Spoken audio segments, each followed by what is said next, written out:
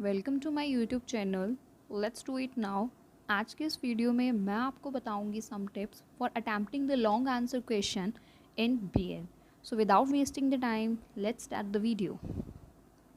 हमें पता है कि बीएड के अंदर 16 मार्क्स के जो है लॉन्ग क्वेश्चन पूछे जाते हैं। जैसे कि अगर आपको केयूके का पैटर्न बताऊं तो केयूके के पैटर्न में क्या है कि फर्स्ट जो क्वेश्चन है वो कंपलसरी होता है 4 मार्क्स के, एंड जो रेस्ट ऑफ द क्वेश्चन है जो 4 हैं वो 16 मार्क्स के क्वेश्चन होते हैं। तो चलिए हम देखते हैं कि हम उस 16 मार्क्स के क्वेश्चन को किस तरीके से अटेम्प्ट करते हैं। सबसे पहले तो हम क्या करेंगे, इंट्रोडक्शन के साथ में स्टार्ट करेंगे। इंट्रोडक्शन जो है वो सिर्फ 4 से लेके 5 लाइन तक का होना चाहिए। कई बच्चे क्या करते हैं कि इंट्रोडक्शन को मतलब मान लो 1 से 1.5 पेज तक भी इंट्रोडक्शन लिख देते हैं, है ना। तो फिर क्या होता है कि बाद में उनके पास जो कंटेंट, मेन कंटेंट जो क्वेश्चन का है वो लिखने का उनके पास क्या पता टाइम ना बचे। वो क्या होता है कि पेजेस जो है वो ज़्यादा फिलअप हो जाते हैं, वो नहीं बचते, टाइम नहीं बचता। सो करना क्या है, इंट्रोडक्शन कभी भी इतना लंबा नहीं लिखना। सिर्फ हमें 4 से लेकर 5 लाइन तक का ही क्या लिखना है, इंट्रोडक्शन लिखना है, ना उससे ज़्यादा ना उससे कम। ओके, सो उसके बाद इंट्रोडक्शन के बाद हम लिखेंगे मीनिंग। सपोज करो आपसे क्वेश्चन पूछा गया है कि सोशलाइजेशन क्या है, ठीक है। तो हम क्या करेंगे, हम मीनिंग के अंदर लिखेंगे कि सोशलाइजेशन का मतलब क्या होता है। सोशलाइजेशन किस वर्ड से आया है, वो लैटिन वर्ड से डिराइव किया गया है या किसी ग्रीक वर्ड से आया है। मीनिंग में हम वो बताएंगे। हम मीनिंग में ये भी बता सकते हैं कि लाइक डिक्शनरी के अंदर, लाइक ऑक्सफोर्ड डिक्शनरी है, वेबस्टर डिक्शनरी है, तो उस डिक्शनरी के अंदर सोशलाइजेशन का मीनिंग क्या है, ठीक है। तो मीनिंग के बाद नेक्स्ट जो है हम लिखते हैं डेफिनेशन, राइट।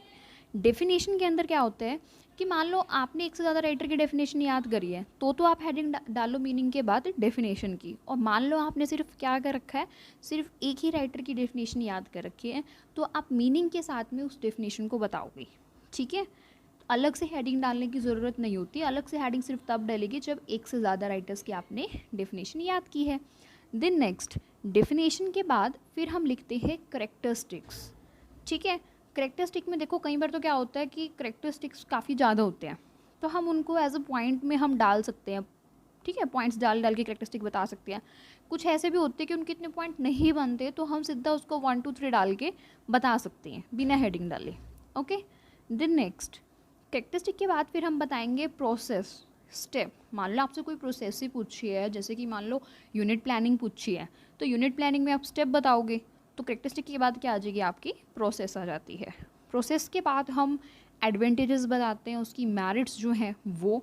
और ध्यान रखो, एडवांटेजेस ये नहीं है कि सिर्फ 5 से 6 एडवांटेज बता दे, कम से कम 9 से 10 एडवांटेजेस की हेडिंग्स जो है आपकी होनी ही होनी चाहिए।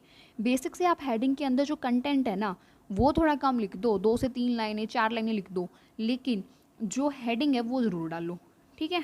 इसी तरीके से एडवांटेज के बाद हम लिखेंगे डिसएडवांटेज या फिर डीमेरिट्स। डीमेरिट्स एक आध बार कम हो, मान लो कई क्वेश्चंस में नहीं बनती इतनी डीमेरिट्स, तो हम 5 से 6 भी लिख सकते हैं, लेकिन अगर मैक्सिमम है तो 9 10 भी आप लिख सकते हो। देन डिसएडवांटेजेस के बाद में हम फिर क्या करते हैं, इसको कंक्लूड कर देंगे हमारे क्वेश्चन को, सॉरी अपने आंसर को। तो कंक्लूजन के अंदर हम क्या करेंगे, 4 से 5 लाइन्स ही लिखेंगे। कंक्लूजन के अंदर भी हम लिखेंगे अच्छा इस क्वेश्चन में ये था, इसकी एक अच्छी मेरिट है, और लेकिन इसके बावजूद इसकी ये डीमेरिट भी है। तो इस तरीके से हम क्या करेंगे, उसको कंक्लूड करेंगे। आता है कि जो 16 मार्क्स का आंसर है उसकी लेंथ कितनी होनी चाहिए, यानी कि कितने पेजेस जो हैं हम फिल करें। तो देखो मिनिमम अगर हम बात करें तो मिनिमम तो होने चाहिए 8 पेज, ठीक है। मिनिमम 8 होनी चाहिए। और अगर आप बिल्कुल ही चाहते हो कि मेरे तो बहुत अच्छे नंबर आए, तो ट्राई करो कि कम से कम 10 से 11 पेजेस जो हैं आप ज़रूर फिल करें, ठीक है। और फिल करने का पैटर्न मैंने अभी बता दिया, इंट्रो, मीनिंग, डेफिनेशन, ये सब आपको पैटर्न फॉलो करना है। ये नहीं उसमें राम कहानी कुछ भी लिखने लग जाओ, ठीक है। नेक्स्ट है, देखो अब मैंने एक ऐसे एग्जांपल लिया है कि मान लो आपके पास क्वेश्चन आया है कि पेडागोजिकल एनालिसिस के बारे में बताओ क्या कुछ होता है उसमें। तो आप मीनिंग को, जैसे मैंने बताया था इंट्रो के बाद मीनिंग की जो हेडिंग डालते हैं, तो उसके अंदर आप ऐसे लिख सकते हो कि pedagogical analysis consist of 2 word, pedagogy and analysis. Pedagogy means science of teaching, analysis means breaking down a complex, and overall इसका क्या मीनिंग होगा, systematic and effective teaching learning process, ठीक है। तो आप मीनिंग के अंदर ऐसे फ्लो चार्ट की फॉर्म में भी लिख सकते हो, इससे आपका जो आंसर है वो काफ़ी इंप्रेसिव लगता है ठीक है। पर अब ऐसे मत करने बैठ जाना कि आप हर एक आंसर में ऐसा कर रहे हो, लाइक आपके पास प्रोसेस पूछ रखी है उसमें भी फ्लो चार्ट बना रहे हो, मीनिंग में भी फ्लो चार्ट बना रहे हो, कॉन्क्लूजन में भी ऐसे ही कर रहे हो, वो फिर इतना अच्छा नहीं लगता। बीच में एक आध होना चाहिए, बट ये नहीं कि आपका सारा आंसर ही ऐसे फ्लो चार्ट से भरा पड़ा है। ठीक है। सो ये एक अच्छा आइडिया है, आपको ये ज़रूर यूज़ करना चाहिए। नेक्स्ट है, अब मैं आपको एक एग्जांपल देती हूँ क्वेश्चन के थ्रू। लाइक सपोज करो ये लास्ट ईयर क्वेश्चन आया था फिजिकल साइंस के पेपर में, that define the term curriculum, discuss the various principle and the step of curriculum construction. ये एक 16 मार्क्स का क्वेश्चन है। कुछ बच्चे तो क्या करते हैं, देखेंगे कि भाई इसने तो करिकुलम की डिफिनेशन पूछी है, प्रिंसिपल पूछे हैं और स्टेप पूछे हैं, सिर्फ इतना ही लिखेंगे। लेकिन इतना नहीं लिखना, इससे ज़्यादा लिखना है। क्या करना है, सबसे पहले तो वही मैंने भी बताया, आप दोगे इंट्रो। इंट्रो होगा वही 4 से 5 लाइन का। इसके बाद हम इसकी मीनिंग एंड डेफिनेशन बताएंगे। जैसे कि जो करिकुलम वर्ड है वो एक लैटिन वर्ड क्रूरे से आया है, और डेफिनेशन जो है करिकुलम की कनिंगम के द्वारा जो दी गई है वो काफ़ी फेमस डेफिनेशन है, हम वो लिखेंगे।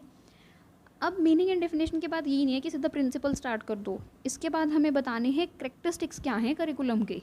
देन करेक्टरिस्टिक्स ऑफ करिकुलम के बाद हम बताएंगे कि इसके जो प्रिंसिपल्स हैं करिकुलम कंस्ट्रक्शन के, वो प्रिंसिपल्स के बाद हम बताएंगे स्टेप्स ऑफ करिकुलम कंस्ट्रक्शन। अब ये नहीं है कि भाई हमने स्टेप कर दिया कंक्लूड कर दे, नहीं, स्टेप ऑफ करिकुलम कंस्ट्रक्शन के बाद में हम करिकुलम के एडवांटेजेस बताएंगे, करिकुलम के डिसएडवांटेजेस बताएंगे, एंड देन उसके बाद हम उसको क्या करेंगे, कंक्लूड करेंगे विद 4 to 5 लाइन्स। ठीक है। अब कई बच्चों को कन्फ्यूजन हो जाती है। आप ये ध्यान रखो कि मान लो हमने क्या कर दिया कि स्टेप ऑफ करिकुलम कंस्ट्रक्शन तक हमने पेपर अटैम्प्ट किया, आप देखो आपने कितने पेजेस फिल किए हैं, उसके अकॉर्डिंग फिर आप ये डिसाइड करो कि एडवांटेज और डिसएडवांटेज के अंदर आप कितने कितने पॉइंट लेके चलोगे, कि बैलेंस होना चाहिए। ये नहीं है कि मान लो आपने क्या किया कि 10 पॉइंट्स तो लिख दिए एडवांटेजेस के, डिसएडवांटेज के बिल्कुल ही 2 लिख रहे हो, आपने सोचा कि मेरे तो सारे पेजेस ख़त्म हो गए, 10 से 11 की लिमिट ख़त्म। ऐसा नहीं करना, आपने पेजेस की देखनी है कि कितने आपके पेज बचे हुए हैं, उसके अकॉर्डिंग फिर आपने एडवांटेज और डिसएडवांटेज जो हैं उसके पॉइंट डिसाइड करने कि आप कितने कितने लिखोगे। ठीक है। देन आप उसको क्या कर दोगे, कंक्लूड।